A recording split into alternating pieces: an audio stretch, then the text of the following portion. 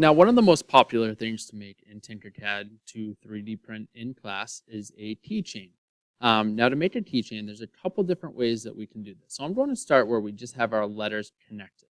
So if you're going to make a keychain, so let's say that I was going to make a keychain of my last name. I can start by just dragging the letters out. Now, there are some different shape generator tools that will allow you to type in text. However, those have not been working well recently. So my suggestion would be not to use those. For now, I would just use these letters because the text hasn't been changing. So it's just going to make it a little bit easier just to drag these out. And you can see that right now I'm starting just by dragging them out. I'm going to play around with their location afterwards. But I just want to have them all out there and have them all be the same size. So now I'm going to change my snap grid so I can actually go in and adjust these in order to put them where I want them to go. So by changing the snap grid to a smaller fraction, right now this is actually going to allow me to be more precise with where I'm going to put each individual letter. Now for this particular keychain, since I'm only doing letters and I don't have anything underneath it, I need to connect all of them together so that when I go to print out, the pieces don't come off separately. If I had, let's just say that I had a couple letters up here, if they are not connected when I go to take them off of the build plate, they're actually going to come off individually. So you won't end up with a keychain, you're just going to end up with individual letters. And that's not really what we're looking for. So now once I have all of these together, I'm going to group these together. So what I actually just did there was I hit Control A to select everything on here. And then I hit Control G to then group all those objects together. So now my keychain, all the letters are grouped together. So now if I resize it to change the size, you'll notice that all of them changed together. And now the last thing I want to do is I want to add a piece here that I can use to put on my keychain. So typically up in the geometric shape, when I'm doing this, I usually use just a tube that's thin, and then I'm going to resize that a little bit. And then you can figure out where you want to put this. And you can make it whatever size you need to that you feel would be appropriate to go with your keychain. So that's one way that we can make a keychain. So here I'm going to group these together. And you can always be creative with those as well. I mean, you don't have to do it exactly how I did.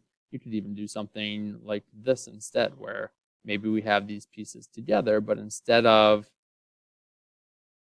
having them exactly the same, maybe we want to make them a little bit different. We can make them different heights. We don't have to have them exactly in the same place.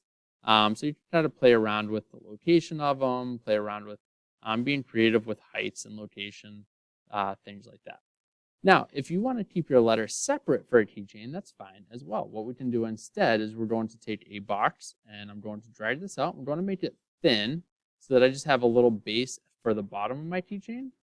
And I'm going to take this and now I'm actually going to take a work plane and drag it on top so that all the letters that I add now are going to go right on top of this instead. Now I'm just going to go through the same process where I'm just going to add my letters here. Right now I'm not really worried about their location. I just want to get them all out on here, and then I can go through and kind of play around and make sure that they're all straight and they're exactly where I want them, change the size after I group them all together. So now I can go through, make sure that they're all right where I want them to be, make sure they're all spaced evenly. So I'm very particular about making sure that they're all exactly the right distance apart and all the same height, all the same.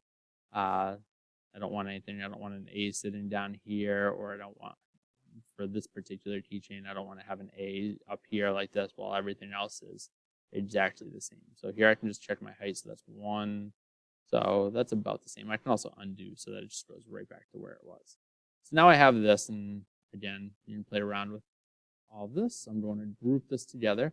Now if I actually group this whole thing together as well, now this is one piece. Now a lot of times when people do a keychain like this, what they typically tend to do is put a hole somewhere in here. So I'm going to take a cylinder and I'm going to make it smaller. I also want to extend it up. I'm going to change it to a hole, and then I'm just going to click and drag so I can group these together.